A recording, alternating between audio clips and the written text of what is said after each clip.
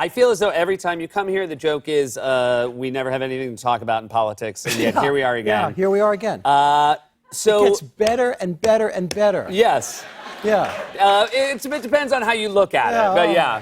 I mean, I don't even quite know where to begin, but it does seem like Let's try. how quickly even the Republican Party started framing that there was nothing wrong in the asking for a favor in an upcoming election about your potential opponent from a foreign government. Are you shocked at how quickly they've tried to reframe this, or is it just par for the course? Well, I think, look, we all feel like we've lost our minds. This is the prevailing political feeling of the last 2.5 years, is that it's making people crazy. It's very hard to concentrate on any one thing.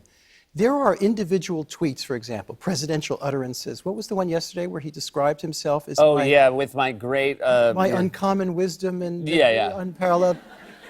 Can you imagine if Barack Obama had done that? Yeah. Like time itself would have stopped. Yeah. Clocks all over the world would stop running. Yeah. This happens, somebody says something on a morning show for 2 seconds and it's on to the next thing.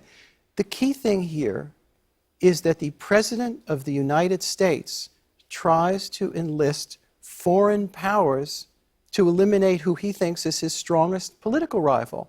And that's not completely dissimilar from Watergate. In Watergate, if anybody's old enough to remember what it was that the President of the United States was in a conspiracy to destroy what he thought was his strongest political rival, Edmund Muskie, in order to run against the weakest one, in his mind, George McGovern. And by the way, he won 49 states. He got exactly what he wanted.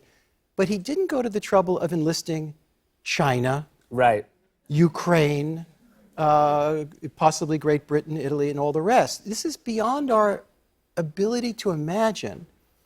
And the Republican leadership, for the most part, although maybe that'll change with time, I think, until public opinion changes really markedly, they're not going to budge. Yeah. And that's, to me, tragic. One of the stories, or I should say one of the avenues they're taking towards explaining his behavior is that he's joking. When he says, I want China to interfere. He's never joking. Yeah. Have you ever seen him laugh? No. And I spent an entire week with him when he hosted Saturday Night Live.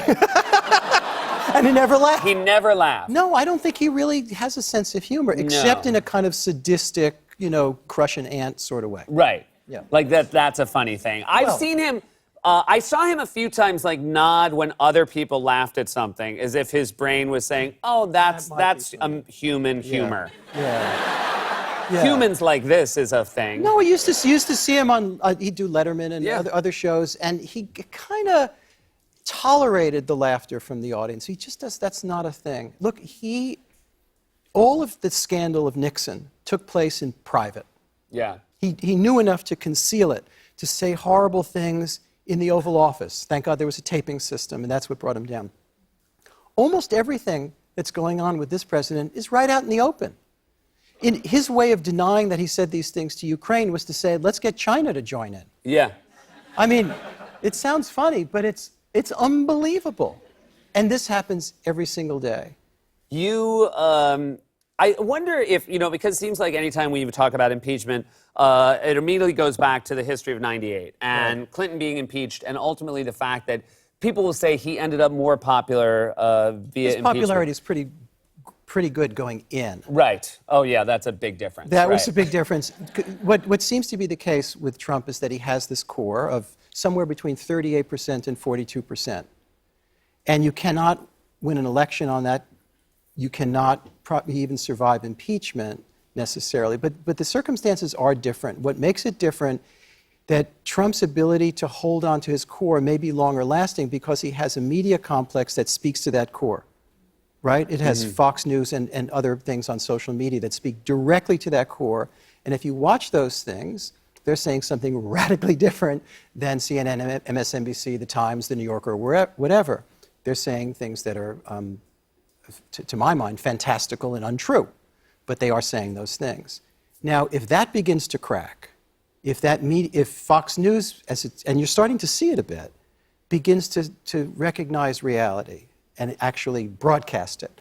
If some senators, like Senator Romney from Utah, if that core begins to expand, then things could change. Public opinion could change. The political dynamic could change. You spent many years in Moscow. did. You wrote an incredible book about Russia. I would imagine you have an affection for Russia and the Russian people. Is that? I do. Yeah. I mean, it was I do. I was there as communism was declining and collapsing, and then I kept going back as this new, whatever you want to call it, began to accumulate and develop. Do you, having actually been there in this moment where there was maybe this other path that Russia was going to take, and I think a great optimism to what Russia was going to be, and I know we've spoken in the past about you having sat next to Putin at a dinner party once before. Are you kind of shocked at where this is and disheartened? I think you have to compare Putin to a guy who's playing in a poker game, and he's got 2 threes. And the United States has 3 kings, and other countries have other similarly large hands, and he outplays them. Yeah. This is not a great economy. This is not a stable political system. It's all built around one guy, which history tells us is not going to last forever. But his ability, in whatever role Russia played, for example, in our last election, to foment chaos in our public life, he is laughing hysterically into his sleeve. It helps him that our president is holding his 3 kings facing out. So that everyone at the table is making it a little bit easier.